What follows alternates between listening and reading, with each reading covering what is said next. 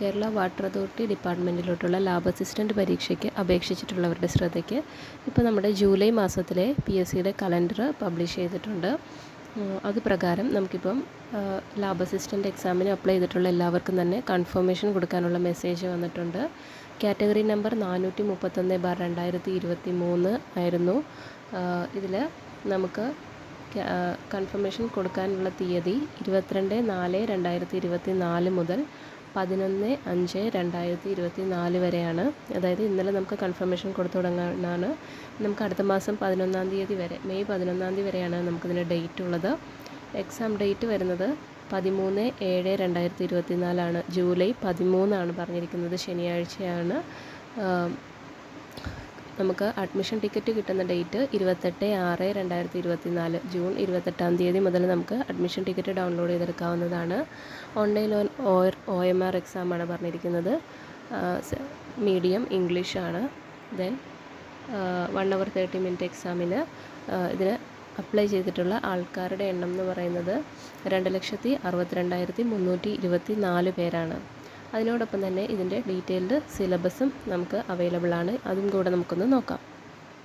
Assistant എക്സാമിൻ്റെ detailed സിലബസാണ് നമ്മൾ ഈ കാണുന്നത്. Category number 431/2023. ഇതിൽ ഫസ്റ്റ് പാർട്ട് വരുന്നത് MLT ആണ്. 50 മാർക്കിന് MLT വരുന്നുണ്ട്. അതിൽ ഓരോന്നും ഓരോ മൊഡ്യൂളും എത്ര മാർക്കാണെന്നുള്ളത് സെപ്പറേറ്റ് ഡിവൈഡ് ചെയ്ത് തന്നെ പറയുന്നതായിട്ട് നമുക്ക് കാണാം. മൊഡ്യൂൾ 1 10 മാർക്കിനാണ് പോകുന്നത്. ബേസിക് ലബോറട്ടറി ടെക്നിക്സ് ആണ് വരുന്നത്. അതായത് നമ്മൾ ലാബ് ടെക്നീഷ്യൻ്റെ എക്സാമുകൾക്കൊക്കെ കണ്ട ഏറ്റവും ബേസിക് ആയിട്ടുള്ള കാര്യങ്ങൾ വരുന്ന മൊഡ്യൂൾ, ഫസ്റ്റ് മൊഡ്യൂൾ. ഇതും സെയിം അത് തന്നെയാണ് വരുന്നത്.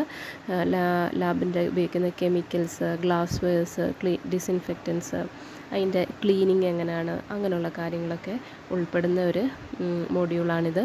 അതുപോലെ തന്നെ biomedical waste management, colour coding. അതായത് നമ്മളിപ്പം ഈ ലാബുകളിലൊക്കെ ആണെങ്കിൽ തന്നെ ഓരോ വേസ്റ്റും ഇന്ന കളറുള്ള വേസ്റ്റ് ബിന്നിലാണ്, അങ്ങനെ കളർ കോഡിങ്ങും കാര്യങ്ങളൊക്കെ ഉണ്ടല്ലോ.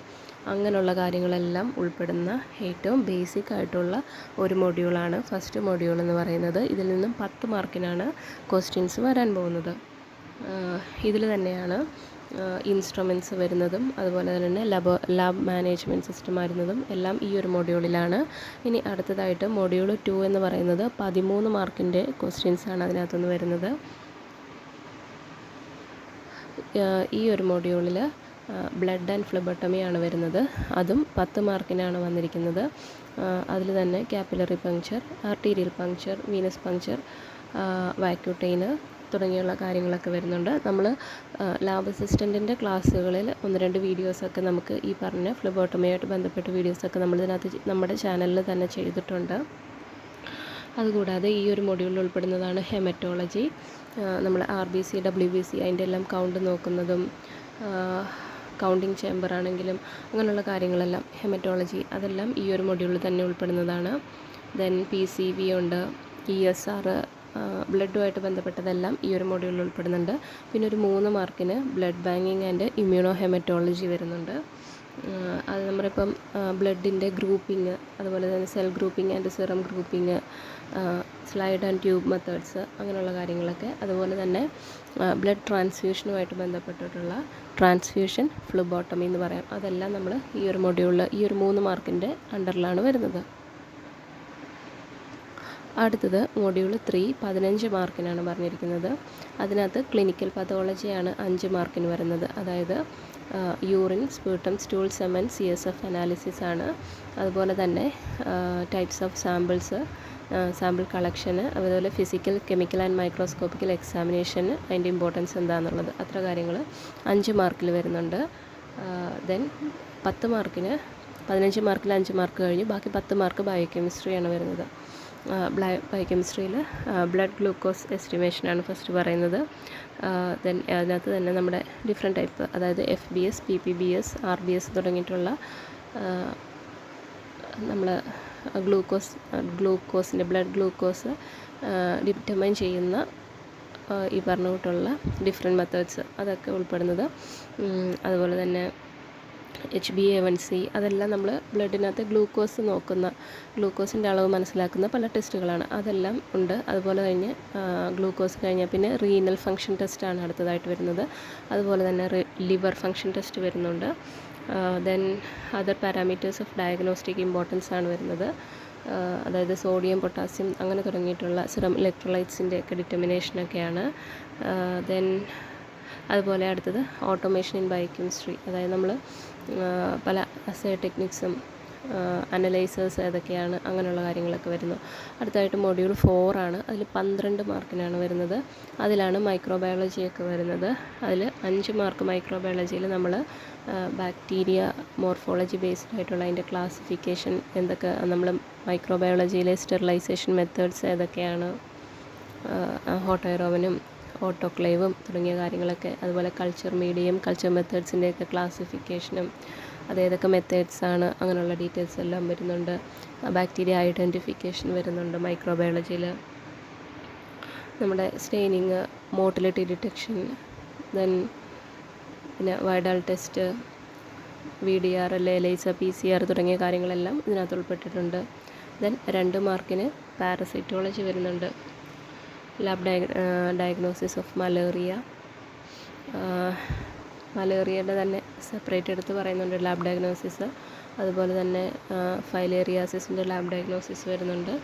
Then ഹിസ്റ്റോ technology and cytology ഹിസ്റ്റോ technology 5 മാർക്കിനാണ് പറയുന്നത്.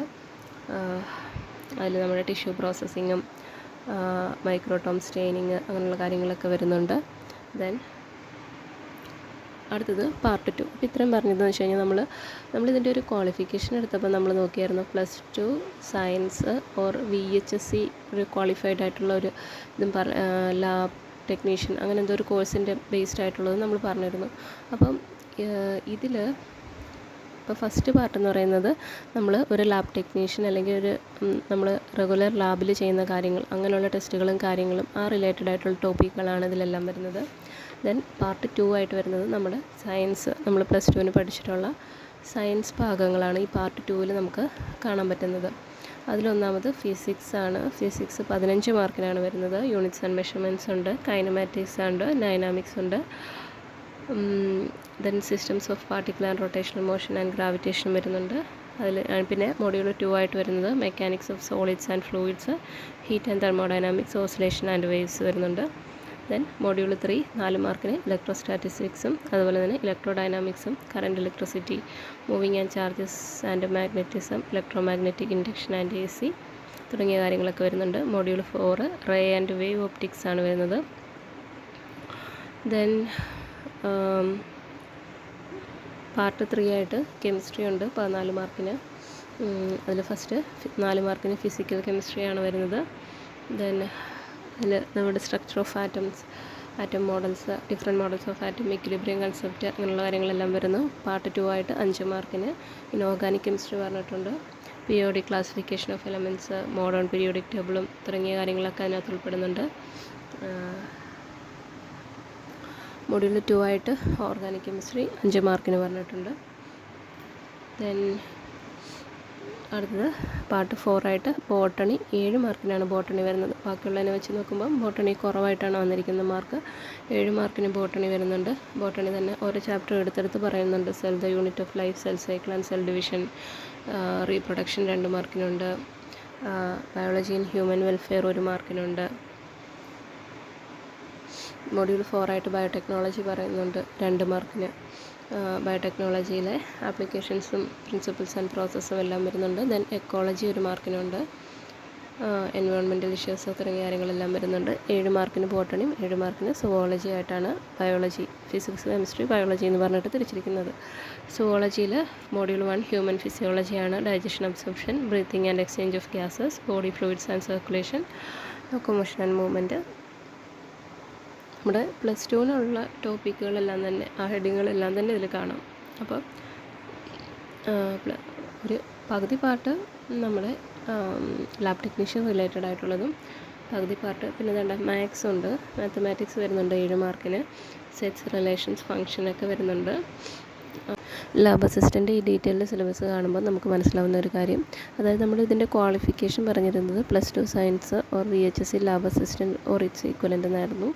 അപ്പം ആ ഒരു ക്വാളിഫിക്കേഷനെ ബേസ് ചെയ്തിട്ടുള്ള ഒരു സിലബസ്, അതായത് +2 സയൻസ് പഠിച്ചിട്ടുള്ള ഉദ്യോഗാർത്ഥികൾക്കും അപേക്ഷിക്കുന്നവർക്കും, അതുപോലെ തന്നെ VHSC lab assistant or it's equivalent qualified ആയിട്ട് പരീക്ഷയ്ക്ക് അപേക്ഷിക്കുന്നവർക്കും തുല്യമായിട്ട് പരിഗണന കൊടുക്കുന്ന രീതിയിലുള്ള ഒരു സിലബസാണ് വന്നിരിക്കുന്നത്. അതായത് പകുതി ഭാഗത്തിൽ നമ്മൾ ലാബ് റിലേറ്റഡ് ആയിട്ടുള്ള ടോപ്പിക്കുകളും ബാക്കി പകുതി ഭാഗത്ത് നമ്മൾ സയൻസ് റിലേറ്റഡ് ആയിട്ടുള്ള +2 നമ്മൾ പഠിക്കുന്ന പഠിച്ച ടോപ്പിക്കുകളാണ് വന്നിരിക്കുന്നത്. അപ്പം ഇതിൻ്റെ എക്സാം ജൂലൈയിലാണ് നടക്കാൻ പോകുന്നത്. അപ്പോൾ എല്ലാവരും നല്ല രീതിയിൽ പ്രിപ്പയർ ചെയ്യുക. ഇപ്പോൾ +2 സയൻസ് പഠിച്ചവർക്കാണെങ്കിൽ തന്നെ പഠിച്ചെടുക്കാൻ പറ്റുന്ന രീതിയിലുള്ള ടോപ്പിക്കുകളാണ് MLT വിഭാഗത്തിൽ നിന്ന്, മെഡിക്കൽ ലാബ് ടെക്നോളജി വിഭാഗത്തിൽ കൊടുത്തിരിക്കുന്ന ടോപ്പിക്ക്. നമ്മൾ കുറച്ച് ശ്രമിച്ചു കഴിഞ്ഞാൽ പഠിച്ചെടുക്കാൻ പറ്റുന്ന രീതിയിലുള്ള ടോപ്പിക്കുകളാണ് കൊടുത്തിരിക്കുന്നത്. അതല്ല ഇനി MLT ബേസ് ഉള്ളവർക്കാണെന്നുണ്ടെങ്കിൽ കുറച്ചും കൂടെ ഈസി ആയിരിക്കും കാര്യങ്ങൾ. അതായത് +2 നമ്മൾ പഠിച്ച സയൻസ് പ്ലസ് നമ്മുടെ ബേസ് ആയിട്ടുള്ള MLT ടോപ്പിക്കുകളും. അപ്പം MLT ക്വാളിഫൈഡ് ആയിട്ടുള്ളവർക്കാണെങ്കിൽ ആ ഒരു ഫീൽഡിൽ നിന്നുള്ളവർക്ക് കുറച്ചും കൂടെ എളുപ്പമായിരിക്കും. സയൻസ് ഫീൽഡിൽ നിന്നുള്ളവരാണെങ്കിലും നമ്മളെക്കൊണ്ട് ശ്രമിച്ചാൽ പറ്റുന്ന രീതിയിൽ പഠിച്ചെടുക്കാൻ പറ്റുന്ന രീതിയിലുള്ള ടോപ്പിക്കുകളാണ് MLTയുടെ പാർട്ടിൽ നിന്നും തന്നിട്ടുള്ളത്. അതുകൊണ്ട് തന്നെ എല്ലാവരും നല്ല രീതിയിൽ പ്രിപ്പയർ ചെയ്ത് എക്സാം എഴുതുക. Thank you.